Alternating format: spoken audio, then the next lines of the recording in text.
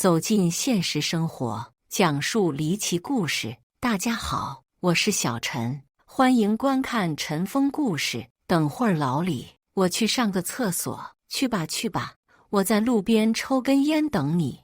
2011年10月，家住贵州省某县的李老汉正和同村的村民一起去粮油加工厂办事，眼看就要到了，突然村民想上厕所，于是走进了附近的一个旱厕。李老汉见状，干脆掏出一根香烟，在路边点燃，可是没抽2口，旱厕里突然传出了一声尖叫：“不好了，杀人了！”随后就看到同乡急急忙忙从旱厕跑了出来。李老汉连忙上前询问到底发生什么事了，可同乡脸色苍白，支支吾吾地说不出话，一只手颤颤巍巍地指着厕所。李老汉眉头微皱，沉思片刻后走进了厕所，很快就被一股腐烂的臭味吸引。在厕所里面赫然摆放着一具女尸，吓得李老汉差点瘫倒在地，两人都被这一幕吓得不轻。李老汉镇定下来后，连忙掏出随身携带的手机，拨打了报警电话。警方赶到案发现场，将尸体带回有关部门进行检查。很快，民警就锁定了死者的身份。死者名叫钟喜霞，42岁，在附近某工厂打工，平时租住在某出租屋内。经过警方调查发现，死者的死亡时间应该不久，案发现场很有可能就是死者的出租屋。经过现场勘查，民警还发现一个细节，那就是死者平时常用的一张银行卡不见了。这是一个很好的信息，民警也觉得凶手可能是为钱杀人。考虑到凶手很有可能会利用这张卡取钱，警方立刻调取附近银行的监控。果不其然，一个16、17岁的少年出现在了警方的视野中，这让警方意外不已。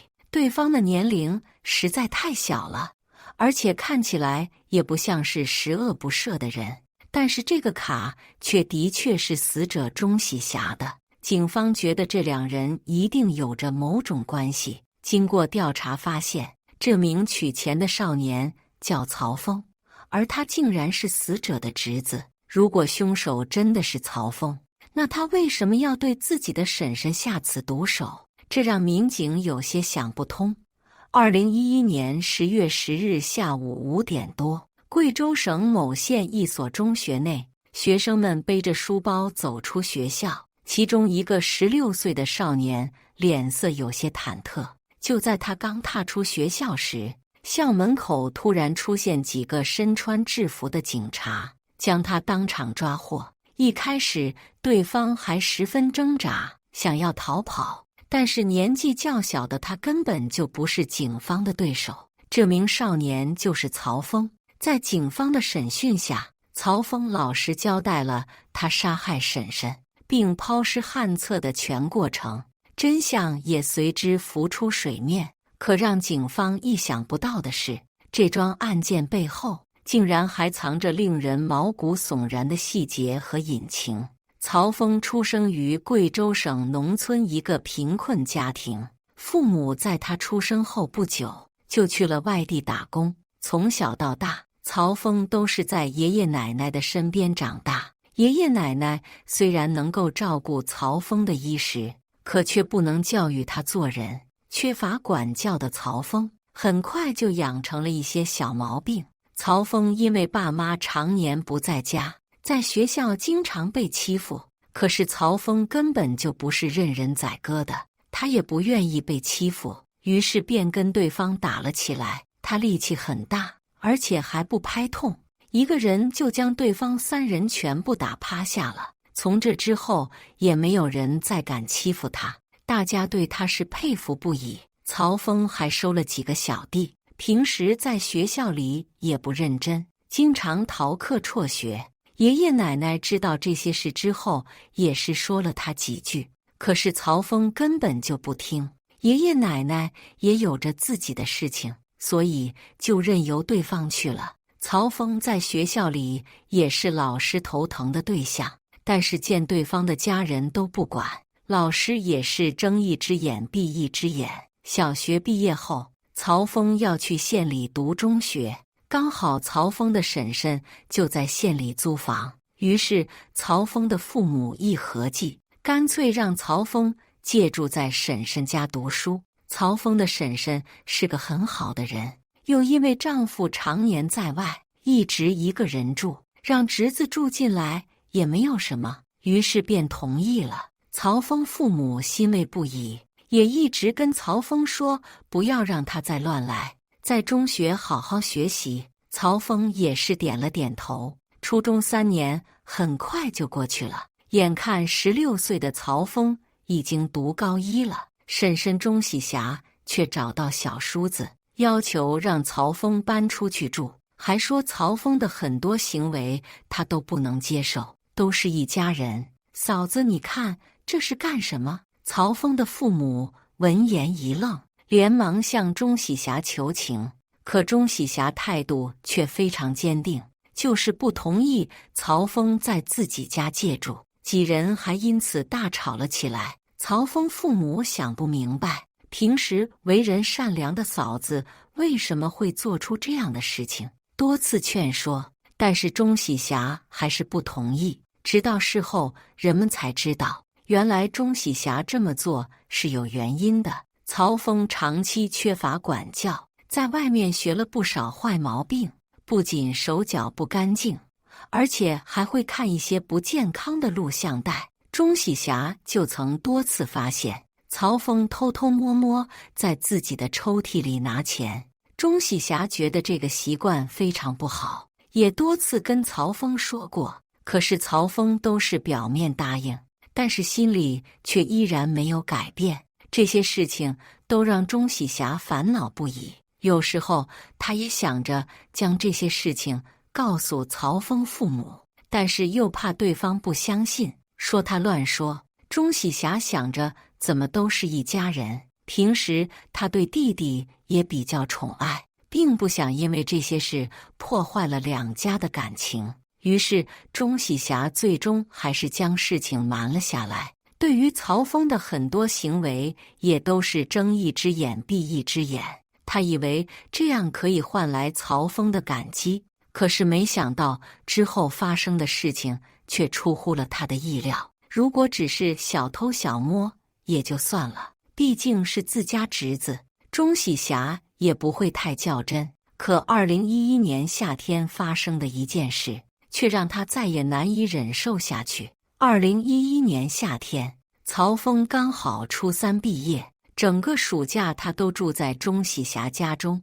钟喜霞的丈夫长期在外打工，儿子也去了外地上班，所以家里只有他和曹峰2个人。原本钟喜霞只把曹峰当成了孩子，所以并没有多想，平时洗澡也不会注意锁门。可某天晚上，他在家里洗澡时，却意外发现关好的门漏了一条缝，门缝外2只眼睛直勾勾地盯着他，这可把他吓了一跳，连忙大声尖叫，一时间吓跑了门外的人。后来钟喜霞仔细一想，家里没有别人，除了曹峰，不可能有第3个人。也正是从这时开始，钟喜霞开始对曹峰产生防备之心。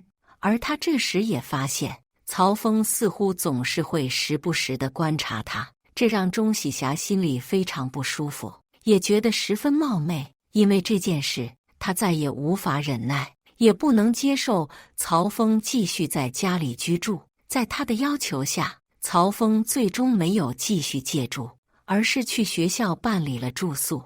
自从曹峰搬走，钟喜霞终于能够松一口气。可他怎么也没想到，悲剧很快就要再次发生在他的身上。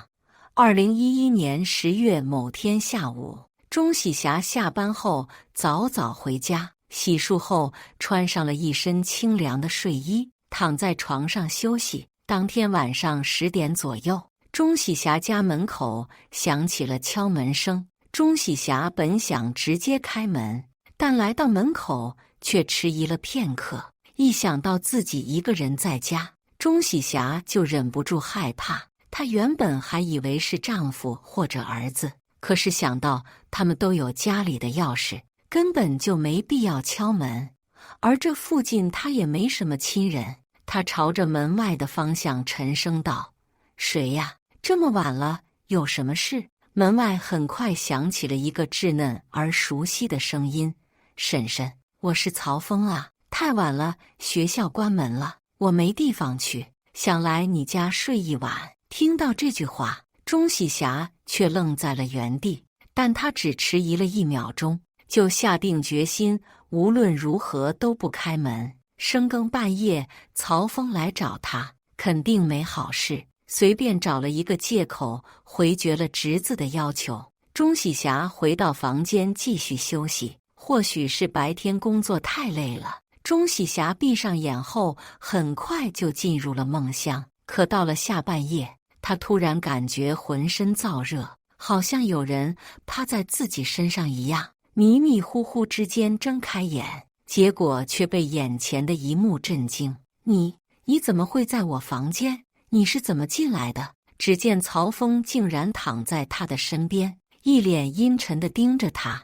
不等钟喜霞继续询问，曹峰拿出早就准备好的菜刀，朝着钟喜霞的身上狠狠砍去，一边挥砍，一边嘟囔着：“让你不给我开门，让你把我关在门外。”原来曹峰之前借住在钟喜霞家中时，就偷偷配了一把钥匙。这一次来找钟喜霞，其实是想趁机偷点钱花。他本以为钟喜霞会直接让自己进屋，等进屋后趁钟喜霞睡着了再动手。可万万没想到，钟喜霞迟疑1秒后拒绝了他的请求。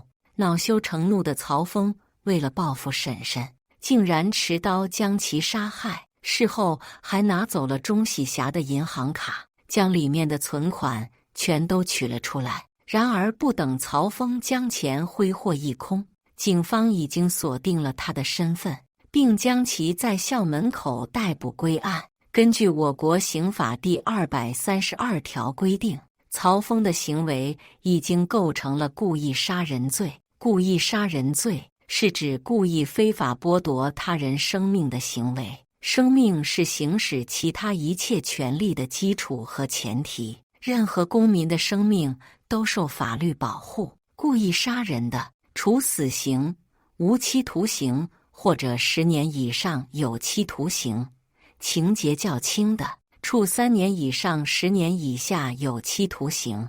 不同的杀人动机对构成故意杀人罪没有影响，但对量刑具有一定意义。但是基于报复、奸情等动机杀人，属于杀人的常态，不能成为从重处罚的情节。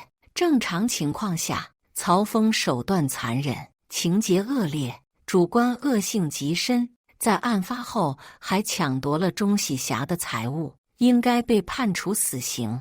可他作案时尚不满18周岁，因此不能被判死刑。这也意味着等待他的最严厉的处罚，也只不过是无期徒刑。